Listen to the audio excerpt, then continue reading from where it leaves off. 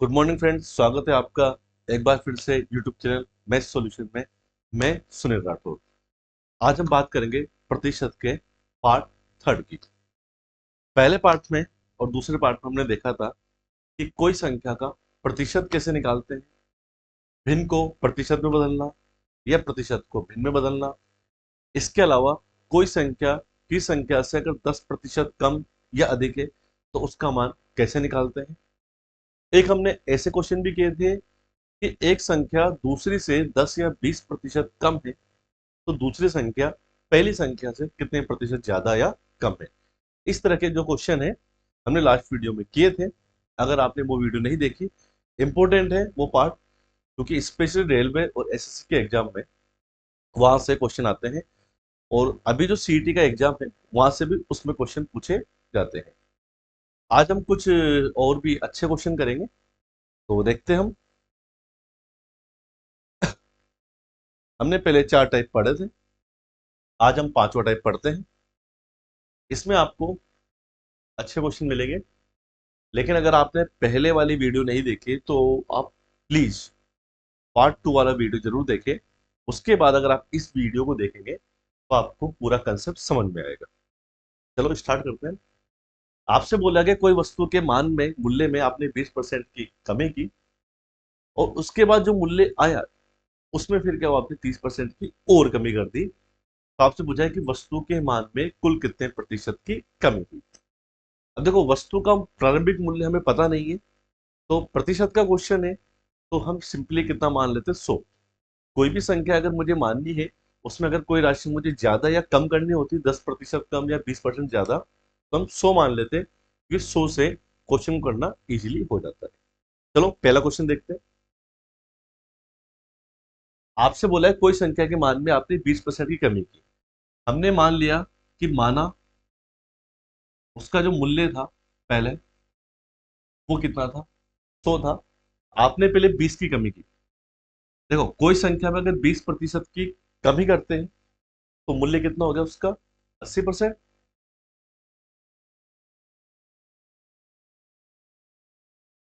उसके बाद क्या हुआ, आपने उस संख्या में 30 की कमी की। 30 की कमी का मतलब उसका मूल्य कितना हो गया, अब 70%। आपने कोई संख्या में 20% की कमी की। 20 की कमी का मतलब कोई भी संख्या में जब आप कमी करें तो उसे 100 में से माइनस कर दे, और वृद्धि करें तो 100 में उसको प्लस करके लिख दे, क्योंकि हम प्रतिशत में आधार क्या मानते हैं, 100। तो कोई संख्या का मूल्य था, आपने क्या उसमें 20 की कमी की। 20 की कमी का मतलब उसका मूल्य कितना रह गया, 80%। उसके बाद में जो मूल्य आया, इसमें आपने क्या हुआ, दोबारा 30 की कमी की। 30 की कमी की तो वस्तु का मूल्य कितना रह गया, 70%। तो यहां से अगर हम इसको सोल्व करते हैं, 2 जीरो से 2 जीरो कैंसिल हो जाएगी, इन 2 जीरो से ये 2 जीरो कैंसिल हो गई, तो संख्या का मान कितना हो गया, 56%। यानी कि संख्या का मूल्य पहले 100% था, आपने 20 की कमी की, उसके बाद आपने 30 की कमी की, तो वस्तु का मूल्य कितना हो गया, 56% हो गया। आपसे पूछा है कि वस्तु का मूल्य 100 था, अब कितना हो गया, 56। तो कमी कितनी हुई, क्योंकि अगर हम 100 में से 56 को माइनस कर देंगे तो आंसर कितना जाएगा आपके, 44%। इस तरह आप क्वेश्चन कर सकते हो। तो आपको ध्यान क्या रखना है, अगर वस्तु के मूल्य में कमी करेंगे तो हम 100 में से माइनस करके लिखेंगे, और वृद्धि करेंगे तो 100 में प्लस करके लिखेंगे। ठीक है, अगला क्वेश्चन देखते हैं।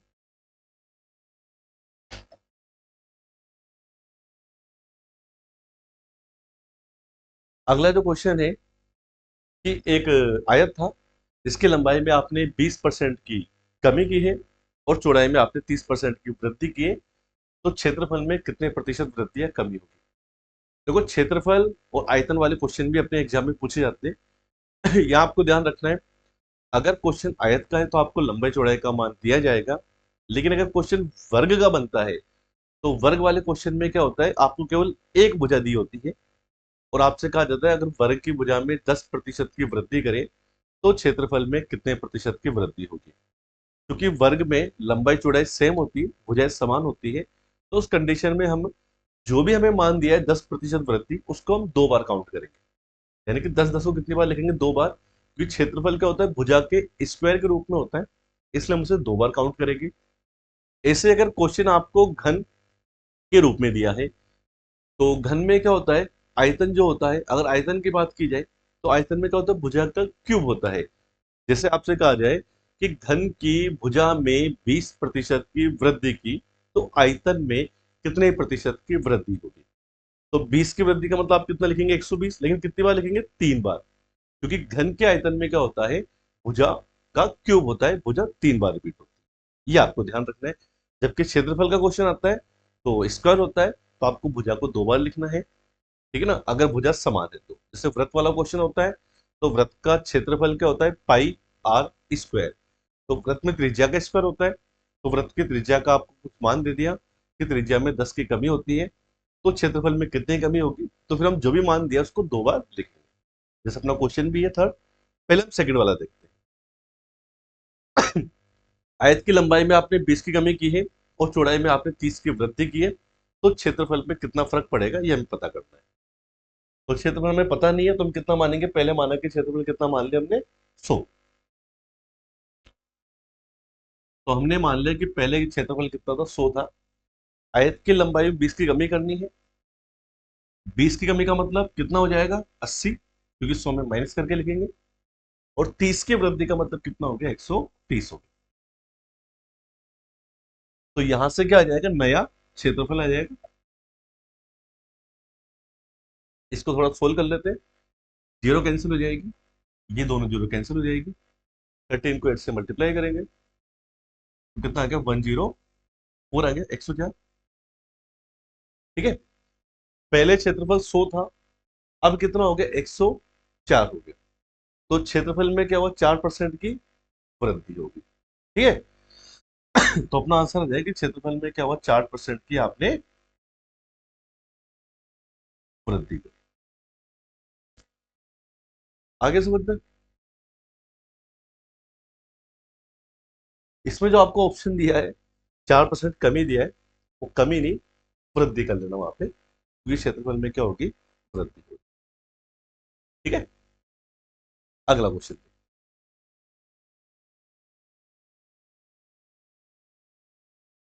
अगला क्वेश्चन आपसे बोला है कि एक वृत्त की त्रिज्या में 25% की वृद्धि होती है, तो क्षेत्रफल में कितने परसेंट की वृद्धि होगी। देखो, अभी जो आपको बताया था थोड़ी देर पहले कि वृत्त वाले या वर्ग वाले क्वेश्चन में आपको एक ही मान दिया होता है, लेकिन चूंकि हम क्षेत्रफल में वृद्धि निकालते हैं प्रतिशत में, तो हमें भुजा या त्रिज्या को 2 बार काउंट करना होता है, क्योंकि क्षेत्रफल में क्या होता है, त्रिज्या का भी स्क्वायर होता है, पाई आर स्क्वायर, और वर्ग वाले केस में भी भुजा का स्क्वायर होता है। इसलिए अगर हमें वर्ग या वृत्त वाला कोई क्वेश्चन दिया है और अगर आपसे कहा जाए क्षेत्रफल में कितने परसेंट वृद्धि होगी, तो आप उस संख्या को 2 बार काउंट करेंगे। जैसे आपसे बोला कि वृत्त की त्रिज्या में 25% की वृद्धि होती है, क्षेत्रफल में कितनी वृद्धि होगी।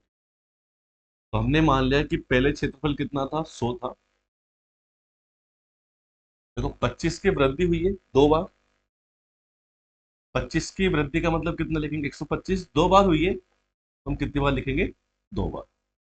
ठीक है, ये जीरो कैंसिल हो जाएगा, देखो 25 से कट जाएगा, 25 पंजे 125, 25 चौक 100।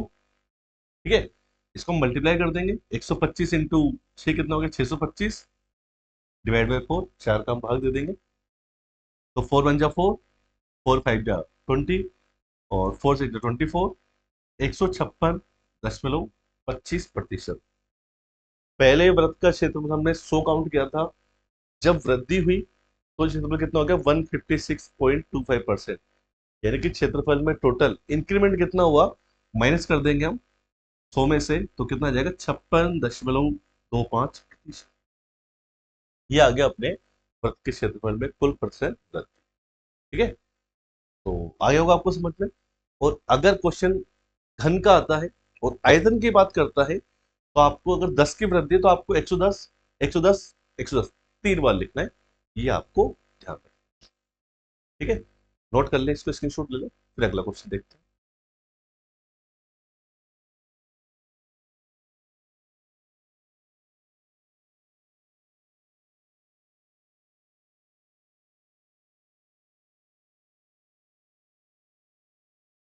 अब देखो, अगला जो टाइप है वो इसी से थोड़ा मिलता जुलता है। ठीक है, एक क्वेश्चन आपके सामने है कि मुकेश ने किसी वस्तु को 10% में अधिक में शाम को बेचा। यानी कि मुकेश के पास कोई वस्तु थी, उसने 10% कीमत बढ़ाकर किसको बेचा? शाम को बेचा। और शाम ने 20% अधिक पर उसी वस्तु को किसको बेच दिया? सलमान को बेचा। अब आपसे बोला है कि सलमान को जो वस्तु है वो 3960 रुपए में बेची गई थी। तो आपसे पूछा है कि मुकेश ने वो वस्तु कितने में खरीदी।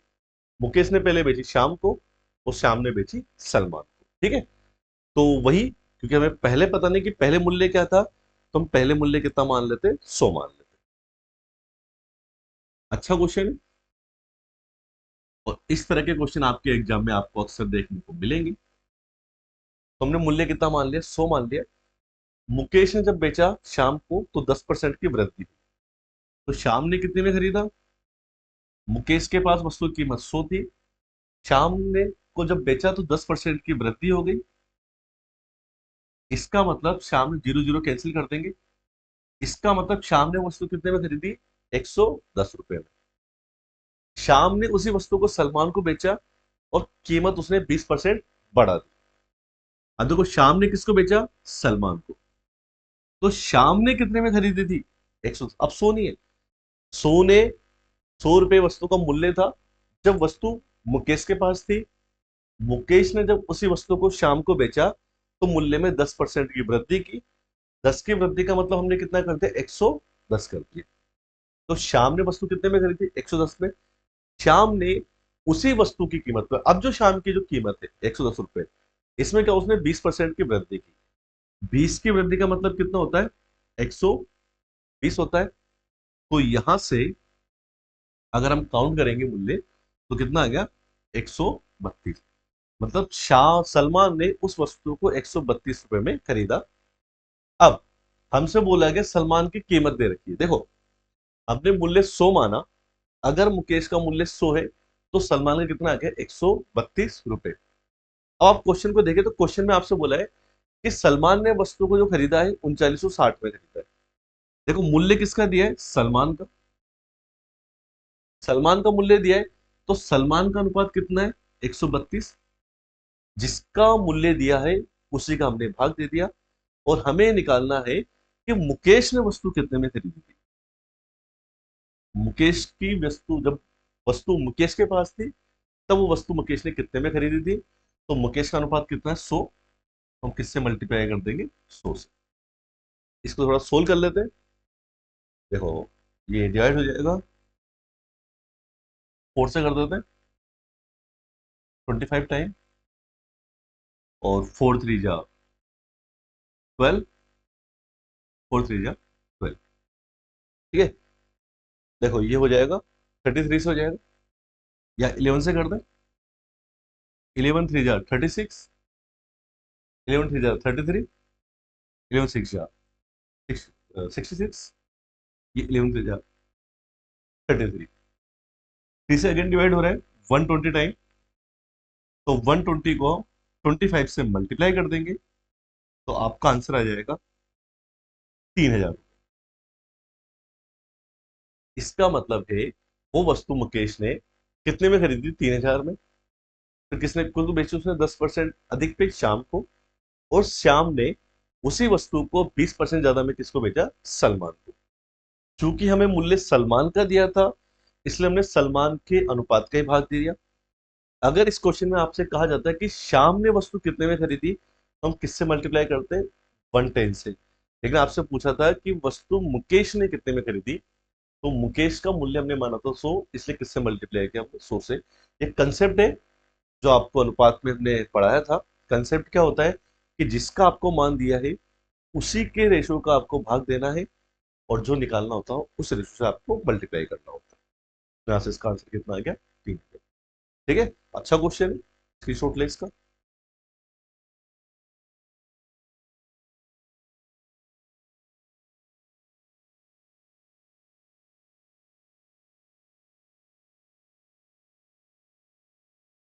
अगला क्वेश्चन इसी के जैसा आपके सामने है। इसमें आपसे बोला गया कि बी ने ए से कोई वस्तु 20% कम में खरीदी। बी ने कोई वस्तु खरीदी ए से 20% कम में खरीदी, और उसे 10% अधिक में किसको बेच दिया, उसने सी को बेच दिया। बी ने ए से खरीदी 10% कम में, 20% कम में, और 10% अधिक में किसको बेच दिया, उसने सी को बेच दिया।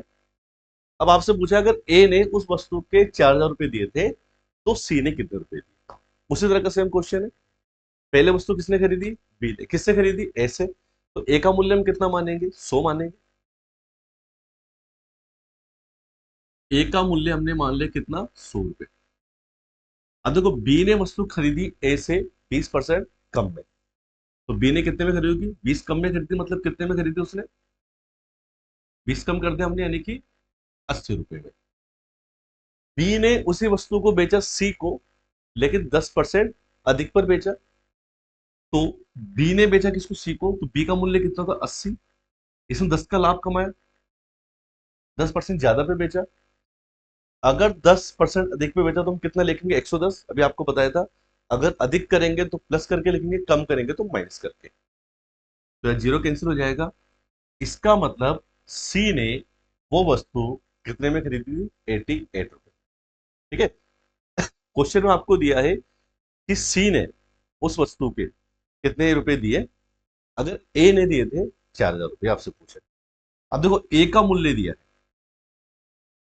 वही कंसेप्ट, जिसका मान हमें दिया है उसी का भाग देंगे। ए का मूल्य दिया है, तो ए का मान कितना है, 100 का भाग दे दिया।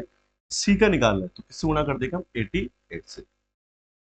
जीरो जीरो कैंसिल हो जाएगा, 4 से मल्टीप्लाई कर देंगे, 4 8 32, और 3 हासिलेट कर देंगे तो कितना जाएगा, 3520 आ जाएगा इसका आंसर। ठीक है ना। यानी कि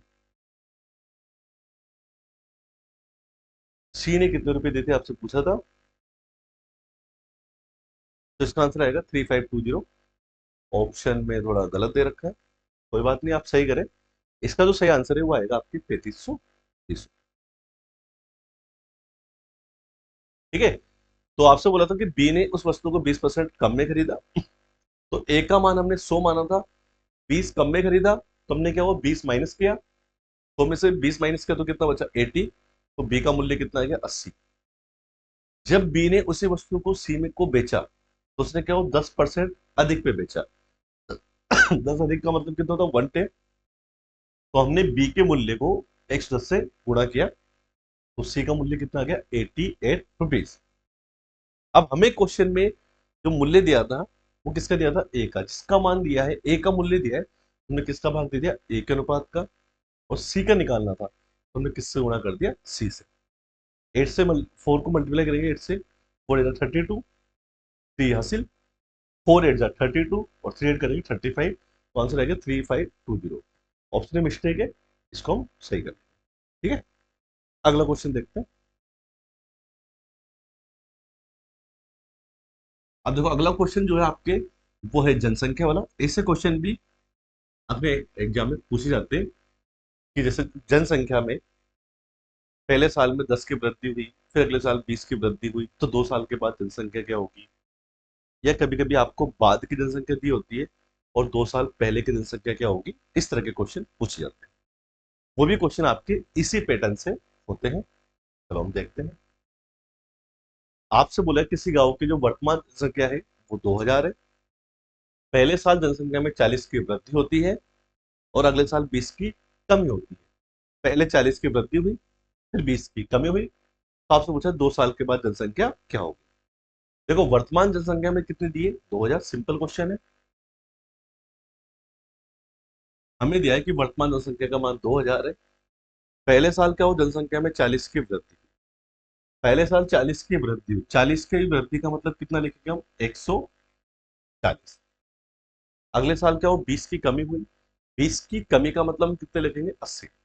वृद्धि है तो 100 में प्लस करके लिखेंगे, कमी है तो माइनस करके लिखेंगे। पहले साल 40 की वृद्धि हुई तो 140/100, अगले साल 20 की कमी हुई तो 80/100। तो इसको सोल्व कर लेंगे और हमारे पास 2 साल के बाद जनसंख्या क्या होगी वो आ जाएगा। यहाँ पर हम जीरो कैंसिल कर देते हैं, ये 2 जीरो से 2 जीरो कैंसिल हो गई। ठीक है। इनको मल्टीप्लाई कर देंगे, 14 8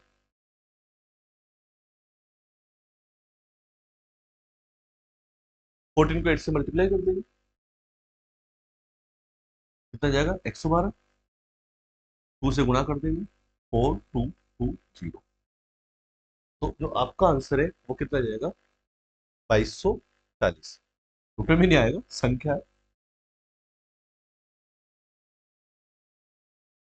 तो इस तरह आपको जनसंख्या दी गई थी 2000, पहले साल 40 की वृद्धि हुई तो 140 कर देंगे, अगले साल 20 की कमी हुई तो 80 कर देंगे।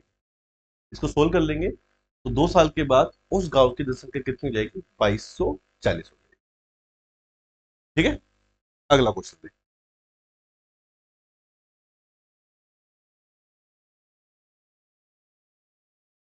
अगले क्वेश्चन में देखो थोड़ा सा चेंज है, क्वेश्चन यही है, बस इसको थोड़ा सा उल्टा कर दिया इस तरह से। जैसे आपने बोला कि प्रथम साल जनसंख्या में क्या हुआ 20 की कमी हुई और अगले साल 20 की वृद्धि हुई। पहले साल 20 की कमी होती है, फिर अगले साल 20 की वृद्धि होती है, जिससे 2 साल के बाद जनसंख्या 3840 हो जाती है। आपसे पहले की पूछिए। अब देखो पहले वाले क्वेश्चन में क्या था, हमें पहले की जनसंख्या दी थी 2000। अब पहले की पूछिए, बाद की हमें दे रखी, पहले की पता नहीं है, पहले की हमें निकालनी है। क्योंकि पहले की जनसंख्या में निकालनी है, हम 100 नहीं मानेंगे, 100 मान लेंगे तो जनसंख्या 100 ही हो जाएगी फिर। तो हम क्योंकि पहले की हमें जनसंख्या निकालनी तो हम कितना मान लेते हैं, एक्स मान लेते हैं। अगर आपको बाद की जनसंख्या दी गई है 1 साल 2 साल बाद की और पहले की पूछिए, तो आप क्या करेंगे, पहले की जनसंख्या को एक्स मान लेंगे। ठीक है, तो माना कि पहले जनसंख्या कितनी थी, एक्स थी। क्या हुआ, पहले साल में 20 की कमी हुई, कमी हुई तो कितना लिखेंगे हम, 80 लिखेंगे, कमी हुई तो। और अगले साल क्या हो 20 की वृद्धि हुई, वृद्धि हुई तो कितना लिखेंगे 120। जनसंख्या में पहले साल 20 की कमी हुई, अगले साल क्या हो 20 की वृद्धि हुई। ऐसा होने से 2 साल के बाद गांव की जनसंख्या जो है आपको दिया है 3840 हो जाती है। हमसे पूछा है पहले जनसंख्या कितनी थी, यानी कि एक्स का मान हमें निकालना है पहले वाला।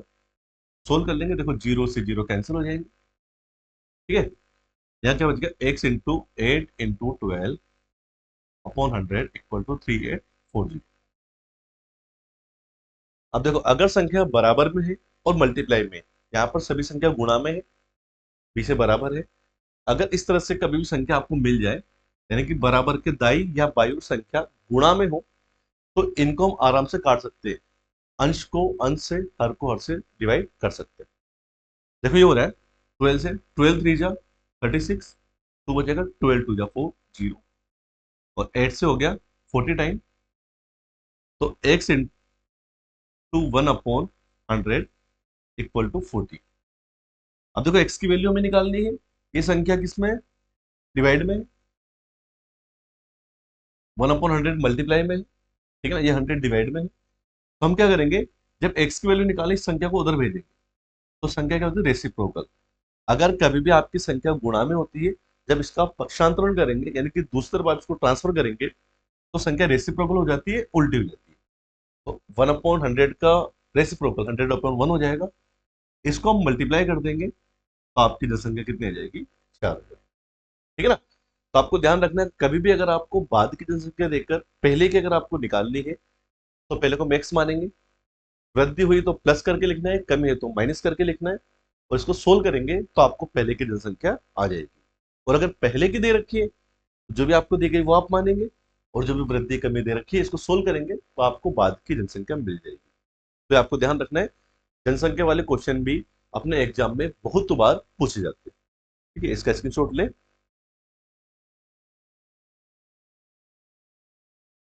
तो ये कुछ इंपॉर्टेंट क्वेश्चन है जो आपको स्पेशली पढ़ने हैं, ध्यान से देखने हैं। अगर आपको किसी भी क्वेश्चन में कोई दिक्कत आती है तो आप उसको मैसेज करके बता सकते हैं, कमेंट करके बता दीजिए।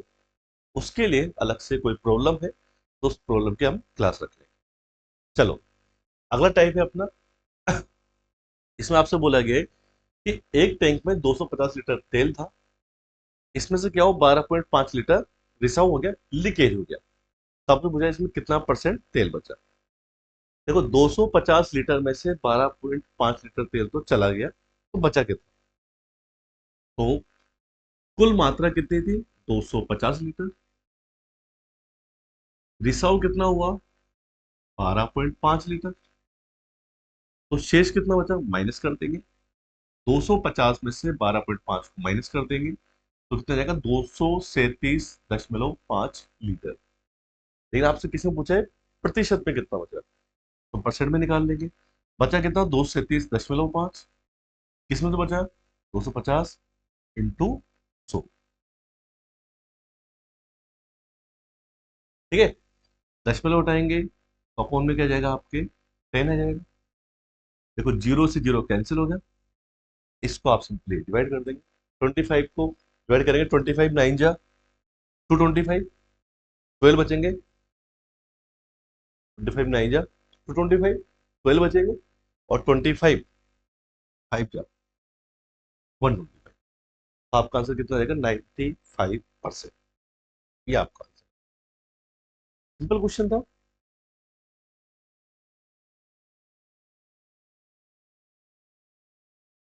अगला क्वेश्चन इसी तरह का है। आपसे बोला गया कि एक परीक्षा में 65% विद्यार्थी जो है वो पास हुए और 420 फेल हो गए। तो आपसे पूछा है कुल कितने विद्यार्थियों की संख्या क्या थी। देखो परीक्षा में टोटल 65% विद्यार्थी जो है वो पास हुए हैं, ठीक है ना, और 420 फेल हुए। जब भी कोई संख्या मुझे माननी हो, जैसे कुल छात्र कितने थे प्रतिशत में, तो जब भी हमें कोई संख्या प्रतिशत में माननी तो हम कितना मानते हैं, हमेशा 100 मानते हैं। तो मान लिया कुल छात्र कितने थे अपनी कक्षा में, 100 थे। ठीक है, देखो कुल छात्र कितने हैं, 100% है। इसमें से क्वेश्चन में दिया है कि 65% क्या हो गए, पास हो गए। उत्तीर्ण हो गया आपके 65%। 100 में से 65% पास हो गए, तो अनुत्तीर्ण यानी कि फेल कितने होंगे, तो क्या करेंगे, 100 में से माइनस कर देंगे। तो फेल कितने आ जाएंगे अपने, 35%। यानी कि 65% जो विद्यार्थी है वो क्या हो गया अपने, फेल। ये अपने पास वाले। क्वेश्चन में आपसे बोला गया है कि फेल वाले विद्यार्थियों की संख्या कितनी, 420 है। वही देखो कंसेप्ट वही है, जिसका मान दिया है, फेल विद्यार्थियों की संख्या दी है तो हम किसका भाग देंगे, फेल विद्यार्थियों के अनुपात का। ठीक है, जिसका मान दिया है उसी के रेशो का भाग देना है। आपको निकालना है कक्षा में कुल कितने विद्यार्थी थे। कुल के लिए हम किससे गुणा कर देंगे, 100 से कर देंगे। इसको हम सोल्व कर लेते हैं। 7 6 जा 40, 7 5 जा 35, 5 से 12 टाइम कैंसिल आउट हो जाएगा। यानी कि क्लास में जो टोटल विद्यार्थी थे वो कितने थे, 1200। ऑप्शन नंबर बी आ जाएगा। तो जब भी प्रतिशत में कोई संख्या में काउंट करने में कितना मानेंगे, 100 मानेंगे। क्वेश्चन में आपसे बोला गया था 65% पास हुए, 100 में से 65% पास हुए, तो फेल कैसे निकालेंगे, 100 में से उत्तीर्ण यानी कि पास को घटा देंगे तो फेल कितने आ गए, 35। क्वेश्चन में आपको दिया था फेल विद्यार्थियों की संख्या कितनी है, 420 है। फेल विद्यार्थी है तो हमने किसका भाग दिया, 35 का। जिसका मान दिया है उसी का भाग देंगे। निकालना क्या था, कुल। कुल का हमने कितने माने थे, 100, इसलिए 100 से मल्टीप्लाई कर दिया। अगर क्वेश्चन में कहा जाता पास विद्यार्थी कितने हैं, तो हम किससे मल्टीप्लाई करते हैं, 65 से कर देते हैं। ठीक है ना, इस बात का आपको ध्यान रखना है। इसका भी इसकी शॉर्ट ले। सेम इसी तरह का एक और क्वेश्चन आपके सामने है। इसमें आपसे बोला गया है यदि किसी विद्यार्थी नहीं विद्यालय यदि किसी विद्यालय में 70% लड़के हैं तथा लड़कियों की संख्या 504 है। लड़के दे रखे 70% और लड़कियों की आपको संख्या दे रखी है 504। तो आपसे पूछा है कुल विद्यार्थियों की संख्या कितनी है। ठीक है ना, वही कुल विद्यार्थी हम कितना मानेंगे, हमेशा 100 मान लेंगे। आपसे क्वेश्चन में बोला गया है कि लड़के कितने, 70%। अगर लड़के 70% हैं तो फिर लड़कियां कितनी हो जाएगी आपकी, 100 में से 70 को माइनस कर देंगे तो लड़कियां हो जाएगी आपकी 30%। ठीक है, कुल हमें जब भी कोई संख्या माननी प्रतिशत में, हमेशा हम उसको 100 ही काउंट करेंगे। इस बात का आपको ध्यान रखना है। लड़के आपसे बोला गया था कि लड़कों की संख्या कितनी, 70%। अगर लड़कों की संख्या 70 है तो 100 में से 70 माइनस करेंगे, लड़कियों की संख्या कितनी जाएगी आपकी, 30% आ जाएगी। आगे आपसे बोला गया लड़कियों की संख्या 504 है।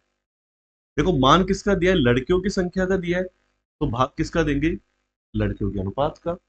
और कुल विद्यार्थियों की संख्या में निकालनी है, कुल हमने कितना माना था 100, तो हम किससे मल्टीप्लाई कर देंगे, 100 से मल्टीप्लाई कर देंगे। जीरो से जीरो कैंसिल हो जाएगा, देखो 3 से डिवाइड कर देंगे, 3 1 जा 3, 2 बचेगा, 3 6 जा 18, और 2 बचेगा, 3 8 जा 24। तो जो आपका आंसर है वो आ जाएगा 1680। यानी कक्षा में टोटल विद्यार्थी जो है वो कितने आएगा, 1680। ऑप्शन नंबर आपका बी आ जाएगा। ठीक है, तो इस तरह आप इन क्वेश्चन को इजीली कर सकते हैं।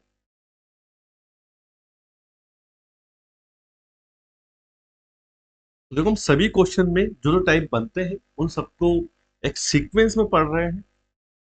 बस हम आपसे ये आशा करते हैं कि आप भी हमारी सारी वीडियो को बिना स्किप किए सीक्वेंस में देखें, तो फिर आपको एक करेक्शन मिल जाएगा और आपको सारे क्वेश्चन समझ में आ जाएंगे। जैसे अगर आप डायरेक्ट फोर्थ वीडियो देखेंगे या थर्ड देखेंगे तो हो सकता है कि आपको क्वेश्चन समझ में नहीं आए। आप किसी भी चैप्टर की स्टार्टिंग से वीडियो देखें और सीक्वेंस में देखें तो आपके चैप्टर का पूरा कंसेप्ट भी क्लियर हो जाएगा। हमें क्वेश्चन तभी समझ में आएंगे जब चैप्टर का पूरा कंसेप्ट क्लियर हो। इसके लिए पूरी वीडियो देखना जरूरी है। ठीक है, एक और टाइप है वो भी हम देख लेते हैं, इसी से मिलता जुलता है, टाइप 8 है। ऑटो टाइप अपना चल रहा है। इसमें आपसे बोला गया कि मोहन जो है अपनी आय का 20% तो खर्च करता है पढ़ाई पर। टोटल आय हम कितनी मानेंगे, 100 मानेंगे, क्वेश्चन में नहीं दिया है तो। और अगर दे रखा है तो जो दिया है वो मानेंगे हम। ठीक है ना, अभी इसमें दिया हुआ है 6000, तो 6000 मान लेंगे। अपनी आय का उसने 20% तो खर्च किया पढ़ाई पे और 30% के यातायात पर यानी कि ट्रेवलिंग पर, और 15% कपड़ों पे खर्च किया। आय आपको दे रखी 6000, तो आपसे पूछा बचत कितनी है। अब देखो उसने 20% तो खर्च कर दिया पढ़ाई पर, 30 कर दिया यातायात पर, और 15 कर दिया कपड़ों पर। 20% तो खर्च कर दिया उसने पढ़ाई पर, 30% कर दिया यातायात पर, और उसने 15% जो है वो खर्च कर दिया अपने कपड़ों पर। मतलब टोटल खर्च कितना कर दिया उसने, परसेंट में अगर हम देखें टोटल कितना हो गया आपका, 65% उसने खर्च कर दिया। अब देखो टोटल मान हम प्रतिशत में कितना मानते हैं, 100 मानते हैं। यानी कि माना जो उसकी आय थी टोटल वो परसेंट में कितनी थी, 100। 65% वो खर्च कर चुका है, तो बचाएगा कितना, बचत कितनी होगी। 100 रुपये कमाता है, 65 खर्च कर दिए, तो बचत कैसे निकालेंगे, माइनस कर देंगे। 100 में से हम माइनस कर देंगे, यानी कि उसकी बचत जो है वो कितनी आ गई आपकी, 35%। ठीक है, क्वेश्चन में आपको आई दिए 6000। अब देखो जिसका मान दिया है, कंसेप्ट वही है, जिसका मान दिया है उसी के अनुपात का भाग देंगे। आई आपको दे रखी 6000, तो आई कितनी है, 100। हमने कितनी मानी थी, 100। आई का मान दिया है तो किसका भाग देंगे हम, आई का। बचत हमसे पूछी, तो बचत उसने की 35%, हम किससे मल्टीप्लाई कर देंगे, 35 से। देखो जीरो कैंसिल हो जाएगा, इसको हम मल्टीप्लाई कर देंगे, 6 5 जा 30 होते हैं, 6 3 जा 18, और 3 21। इसका मतलब उसकी जो बचत है वो कितनी आ गई आपकी, 2100 रुपए। Option number D. ठीक है, आय हमने कितनी मान ली परसेंट में, जब भी हम प्रतिशत में कोई भी चीज मान ली हो कितनी मानेंगे, 100। क्वेश्चन के अकॉर्डिंग 20% उसने खर्च किया पढ़ाई पर, 30 यातायात पर, 15% कपड़ों पे। सबको ऐड करने से टोटल खर्च आ गया उसका 65%। 100% आई जो थी, 65% वो खर्च कर चुका है। बचत हमें निकालनी है, आय में से खर्च को माइनस कर दिया, बचत आ गया आपकी 35%। कुल इनकम दी गई थी तो हमने इनकम से डिवाइड कर दिया, और बचत हमें निकालनी थी इसलिए हमने किससे मल्टीप्लाई कर दिया, 35 से। अगर क्वेश्चन में पूछा होता कि उसने टोटल कितने रुपए खर्च किए, तो हम यहाँ किससे मल्टीप्लाई करते हैं, 65 से। ये कंसेप्ट देखो ब्रह्मास्त्र है। आपके हर एक चैप्टर में काम आएगा। इस कंसेप्ट को समझ ले। इस कंसेप्ट के लिए हमने अलग से वीडियो भी बना रहे हैं, वो भी आपको मिल जाएगी। और आप अनुपात में जाकर भी देख सकते हैं, ये कंसेप्ट आपके हर चैप्टर में काम आने वाला है। ठीक है, इसका स्क्रीनशॉट ले, फिर एक क्वेश्चन और देखते हैं। अगला जो क्वेश्चन है इसी से मिलता जुलता है। क्वेश्चन ये है कि एक व्यक्ति जो है अपनी आमदनी का 45% राशन पे, 15% कपड़ों पे और 20% शिक्षा पे खर्च करता है। अब उसके पास 75 रुपए बचे, 75 रुपीज केवल सेविंग बची है। तो आपसे पूछा उस व्यक्ति की आय कितनी। देखो, 45% उसने खर्च किया किस पे, राशन पे। इसी प्रकार से 15% उसने खर्च किया कपड़ों पे, ये भी जरूरी है। और 20% उसने खर्च किया शिक्षा पे, ये उसका खर्च ही दिया है। अगर इन सबको ऐड कर देंगे तो यहाँ पे क्या आ जाएगा, टोटल खर्च आ जाएगा उसका। इन सबको अगर हम ऐड कर देंगे 45 और 15 को तो 60, यानी कि कितना हो गया, 80%। यानी कि उस व्यक्ति का टोटल खर्च कितना हो गया, 80%। 80% वो व्यक्ति टोटल आय में से खर्च कर चुका है। अभी आपको बताया, हम आय हमेशा कितनी मानेंगे, प्रतिशत में 100 मानेंगे। 80% वो खर्च कर चुका है, तो हम यहां से क्या निकाल सकते हैं, बचत। बचत हम कैसे निकालेंगे, टोटल इनकम में से खर्च माइनस कर देंगे तो बचत कितनी आ जाएगी, 20%। तो यहां से सेविंग का मान कितना आ गया, आपके 20% आ गया। क्वेश्चन के अकॉर्डिंग उस व्यक्ति की बचत कितनी दे रखी है आपको, 75 रुपीज। वही सेम कंसेप्ट, बचत का मान आपको दिया है, सेविंग का मान आपको दिया है, तो बचत कितनी है प्रतिशत में, 20। तो हम 20 से डिवाइड कर देंगे। हमसे पूछा है व्यक्ति की आय, इनकम पूछिए। आय हम कितनी मानते हैं प्रतिशत में, 100। तो 100 से क्या कर देंगे, इसको मल्टीप्लाई कर देंगे। ठीक है, तो इस तरह से हम देखो 20 से कट जाएगा 5 टाइम, और यहाँ पर हम इसको मल्टीप्लाई कर लेंगे। तो 5 5 जा 25, 5 7 जा 35 और 2 375। तो जो इसका आंसर है वो क्या जाएगा आपका, 375 रुपये। ऑप्शन गलत दे रखे हैं, लेकिन इसका जो सही आंसर है वो आपको कितना जाएगा, 375 रुपये। ठीक है, तो इस तरह आप सभी क्वेश्चन को इजीली कर सकते हैं। बस आपसे यही हम उम्मीद करते हैं कि आप सभी वीडियो को बिना स्किप किए ध्यान से देखेंगे।